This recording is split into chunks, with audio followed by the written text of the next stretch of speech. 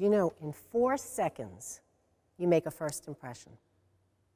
So when you walk up in front of a group, as soon as you get up there, people are forming impressions of you. Could be what you want, and it may not be what you want. And if it's not the right impression, it takes a lot more than 4 seconds to change that impression. So 4 seconds. And some research now says that it takes 1/10 of a second to look at somebody and decide if you like them or not. That's daunting to think about it.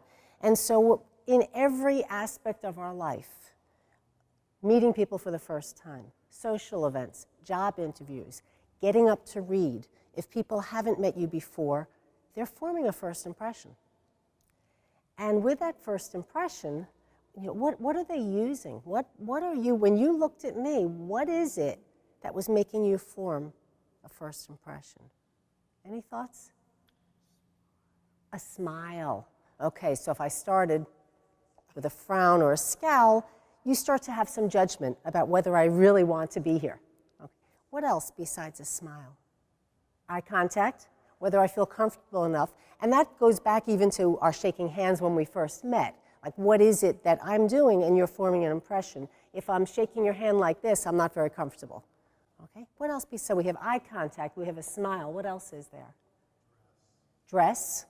Okay, so we do judge how somebody dresses to a degree. And you don't want, especially reading here or being in church, you don't want to overdress, and you certainly don't want to under. So that's another piece. I don't talk as much about that. That's a great point.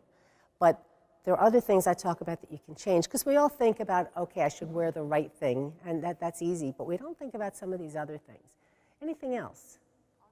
Posture. Posture is phenomenal. That's a great point.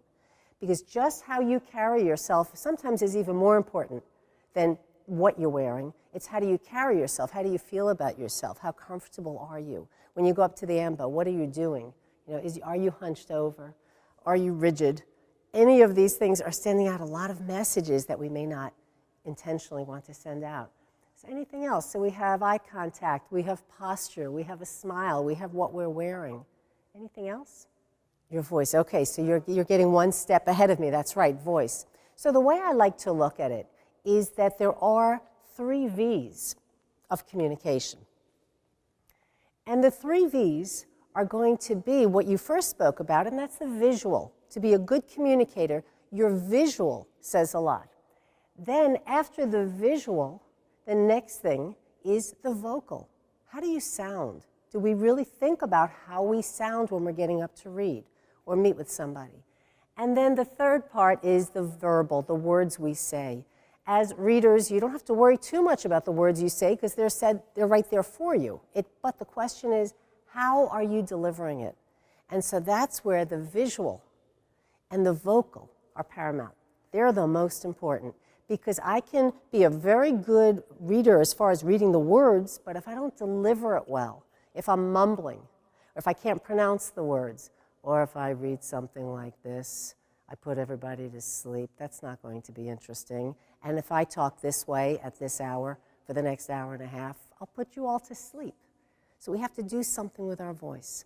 So I do look at it as 3 V's, the visual, the vocal, and the verbal. And today what I'd like to do is talk a little bit about the visual first, spend much more time on the vocal because that's the delivery, and we really won't spend that much time on the verbal because you're reading text. So that's not something that you have to think about, how to organize what you're saying. And that's what I do with a lot of the priests, like with the delivery of it, like how concise is it? Are the words appropriate words? So those are some of the other things. But I also don't teach how to do homilies. That's not my expertise.